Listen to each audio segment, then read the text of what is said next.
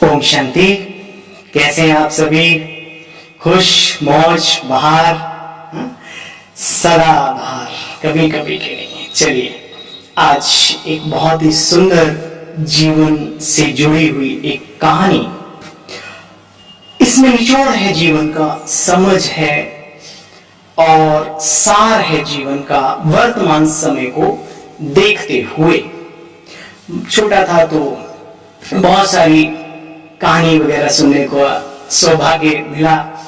आजकल तो बच्चे वो उसमें देखते हैं लेकिन व्यक्तिगत रूप से व्यक्तियों के द्वारा, मुझे बड़ों के द्वारा बहुत कुछ सुनने को मिला और अच्छा लगा। आज जब मैं जीवन में आगे बढ़ता हूँ, देखता हूँ तो वो सारी चीजें काम आती हैं और लगता है वो कहानी नहीं थी, वो व्यक्तियों के जीवन का सार था, अनुभव था।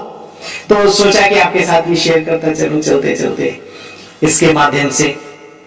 तो प्यारे भाइयों, ये कहानी के रूप में ना लेकर के इसको अपने जीवन से जोड़ के देखना, ये हमारे हर व्यक्ति के जीवन में कार्य आने वाली है।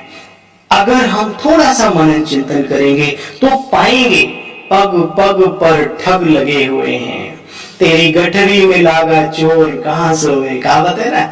तो जो पुण्य कर्मों की गठरी, श्रेष्ठ जीवन की गठरी, उसको नष्ट करने के लिए वो सारी ताकतें चारों तरफ घूम रही हैं। एक ऐसा पॉइजन जिसको स्लो पॉइजन कहते हैं, स्लो के साथ स्वीट भी है, तो उसको समझ पाना, महसूस कर पाना और उनसे पार होना, अपने लक्ष्य को प्राप्त करना, ये समझदारी। ये कहानी आपको बहुत ही सुंदर आपको दिशा दिखाएगी। तो चलिए, समय को नष्ट न करते हुए हम शुरू करते हैं। प्यारे भाइयों, बुजुर्गों, माताओं, बहनों और सभी प्यारे प्यारे बच्चे जो भी जीवन की शुरुआत कर रहे हैं, याद रहेंगे तो जीवन में आप दुआएं तो देंगे, ये तो पक्की बात है। एक बहुत ही सुंदर शहर टाइप से बसा हुआ कस्बा था जिसमें हर प्रकार की सुविधाएं, उस समय के आज से करीब 100 वर्ष पूर्व की बात है ये।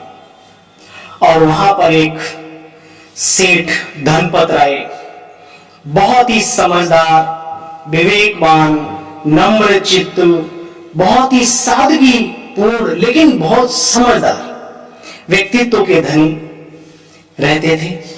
और उनका अपना जो कार्य था वो घोड़ों का व्यापार करना था, परचेज करना, फिर बेचना, फिर ले आना, कुछ प्रॉफिट कमाना, फिर आगे सेल कर देना और उनकी सेवा पानी करना।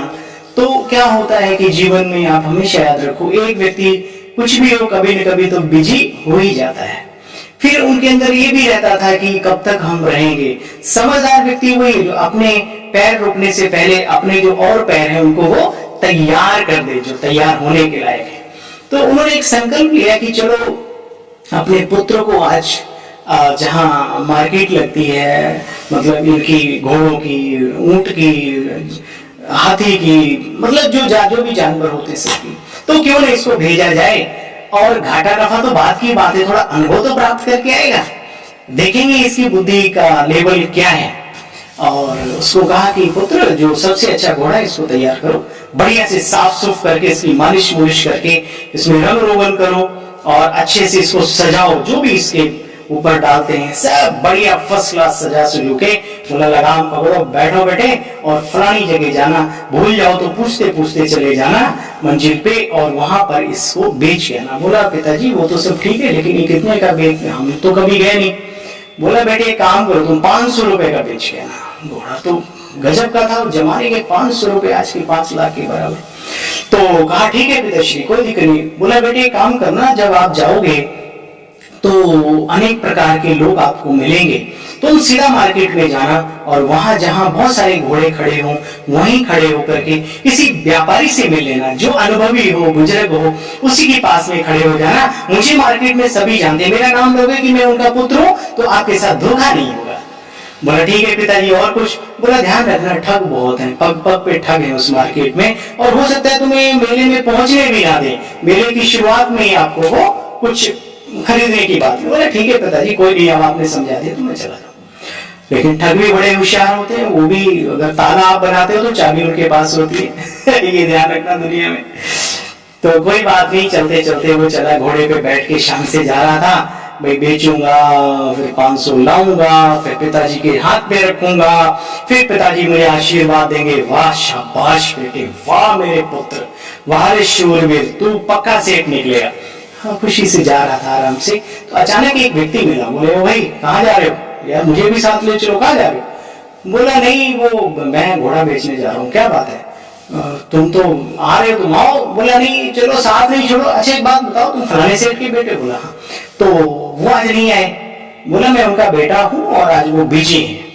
तो अच्छा ठीक है, बहुत अच्छी बात है, तो फिर ये इसको बेचने जा रहे हो। बोला हाँ। क्या कीमत है इसकी। बोले यार कीमत 500 रुपए। उसके दिमाग में यार यही दे दे 500 रुपए, तो हम कहाँ वहां जाए इतनी दूर। बोला 500 रुपए, यार कैसी बात करता है, 500 रुपए, ये 2-4-5 रुपए की चीज को 500 रुपए बोल रहे, शर्म नहीं आ रही। बोला मतलब। बोला मतलब तो ये है, मुझे ऐसा लगता है तुम्हारे फादर सठिया गए।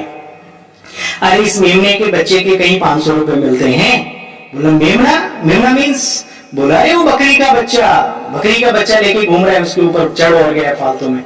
तो उसके मन में आया यार बकरी का बच्चा, उसने कभी देखा नहीं था, लेकिन उसे थोड़ा लगा कि घोड़ा अलग, और लेकिन थोड़ा उसे गुस्सा आया। बोला नहीं, मैंने इसे पाला पोसा, बड़ा किया है पिताजी के साथ, और काफी कुछ इसकी सेवा पाला। डांट के जो है उसको, अब वो आगे बढ़ गया।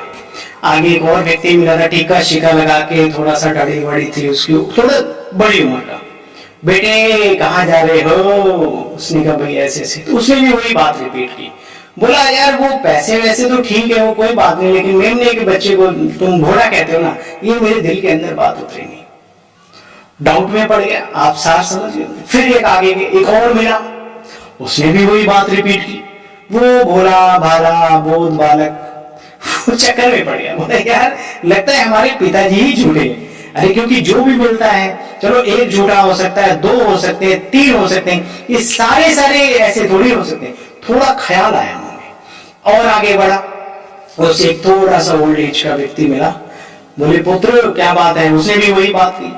उसने जो है उसके 5 ही रुपए लगाए, 500 के। बोला यार ठीक है, काम करो, तुम्हें हम पे लगता भरोसा नहीं है बेटे, क्योंकि वो चुप रहा इस बार, बोला कुछ नहीं। तो बोला एक काम करो, हमारे बड़े बुजुर्ग हैं, महात्मा जी हैं, यहाँ रहते हैं कुटी में, और तुम उनसे फैसला करवा लो यार, अगर तुम्हें बेच नहीं, तुम काहे को टाइम बर्बाद कर रहे हो। तो उसने हाँ कर दिया। बोला ठीक है चलो भाई चलते हैं। तो चलते चलते एक झोपड़ी टाइप से बना रखी थी तो वो ठगों की 2 झोपड़ी, लेकिन वहां बहुत 80 साल का बूढ़ा एक चारपाई पे पड़ा हुआ है, आंखें गड्ढे में चली गई बेचारे की, दांत वांत भी रहे नहीं, ऊंचा ऊंचा सुनने का नाटक भी कर रहा था। हालांकि था वो होशियार, संस्कार बड़े पक्के पड़े हुए थे ठगों वाले, वो सिस्टेमेटिक था उनका सारा। तो बोला हाँ भाई कौन। बोला बाबा जी हम आए। बोला हाँ भाई बोलो क्या बात है। बोला अरे मेमने का बच्चा है। बोला मेमने का बच्चा कहाँ है, दिखाओ सामने ले आओ। बोला हाँ है। तो फिर बोलो। बोला मैंने इसके 5 रुपए लगा दिए, अब ये 500 रुपए अड़े हुए हैं। ये कह रहे हैं कि ये घोड़ा है, इनके पिताजी ने घोड़ा कह के बोला।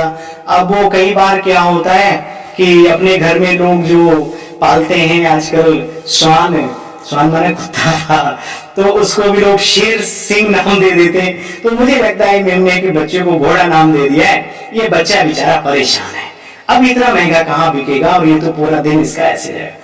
बोला हाँ सही कह रहे हो, कोई बात नहीं बेटे, तुम्हें हम पे तो भरोसा होना ही चाहिए। बोला हाँ बिल्कुल, बताइए महात्मा जी आप क्या क्या कहना चाहते हो।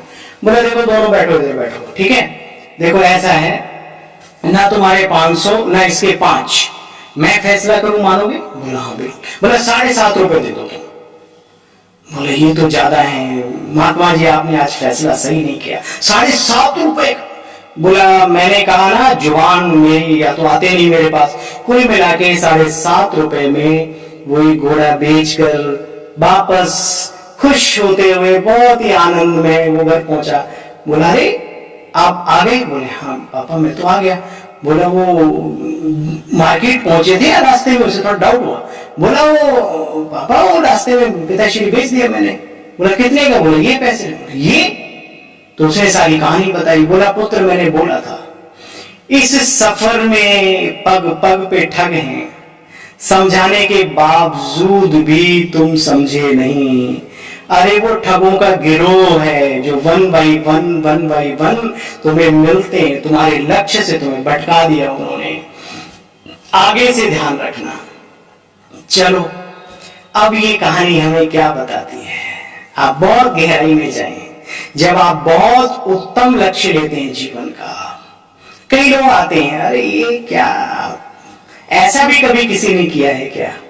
बहुत श्रेष्ठ कार्य करने के लिए कोई बिजनेस करते हैं, किसी संस्था को ज्वाइन करते हैं, तपस्या का मार्ग चुनते हैं, प्रभु मिलन की राह को अपनाते हैं, तो ऐसे ठग, मायावी चोर, उच्चक्के, दलाल इर्द गिर्द चारों तरफ घूम रहे, जिनको आपने कभी देखा भी नहीं, कभी जिनके बारे में सुना भी नहीं, आके आपसे टकराते हैं। ये कोई लाइफ है तुम्हारी?